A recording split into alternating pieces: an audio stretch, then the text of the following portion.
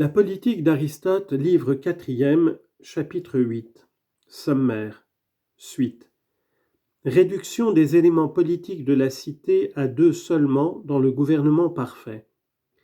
Les citoyens sont uniquement ceux qui portent les armes et qui ont droit de voter à l'Assemblée publique. Exclusion de tous les artisans. Les biens-fonds ne doivent appartenir qu'aux citoyens. Parmi les citoyens, les armes doivent être remises à la jeunesse, les fonctions politiques à l'âge mûr et le sacerdoce aux vieillards.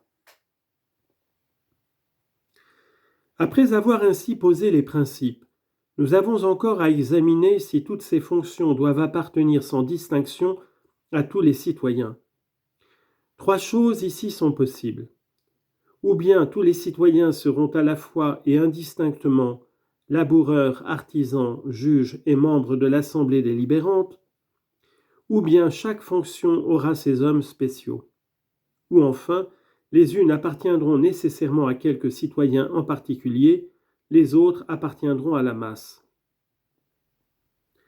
La promiscuité des fonctions ne peut convenir à tout État indistinctement. Nous avons déjà dit qu'on pouvait supposer diverses combinaisons, admettre et ne pas admettre tous les citoyens à tous les emplois, et qu'on pouvait conférer certaines fonctions par privilège. C'est même là ce qui constitue la dissemblance des gouvernements. Dans les démocraties, tous les droits sont communs.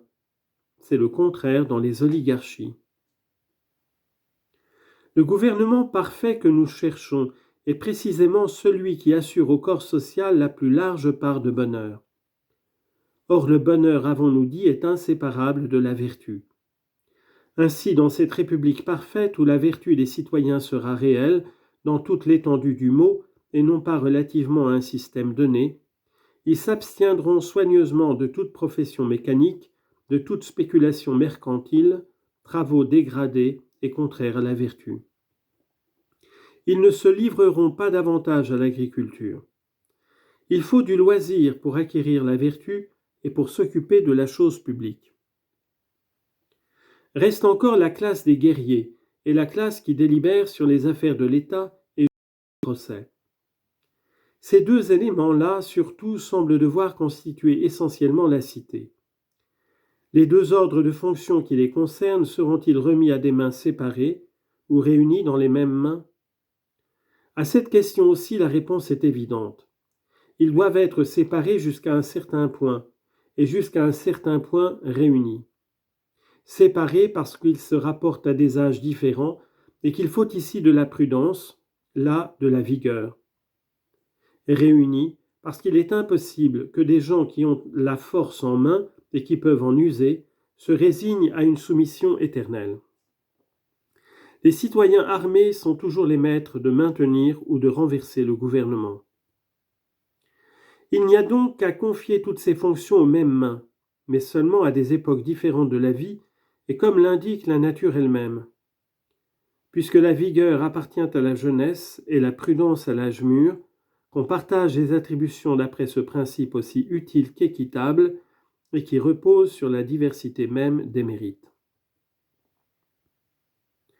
C'est aussi à ces deux classes que les biens-fonds doivent appartenir, car nécessairement l'aisance doit être acquise aux citoyens, et ceux-là le sont essentiellement.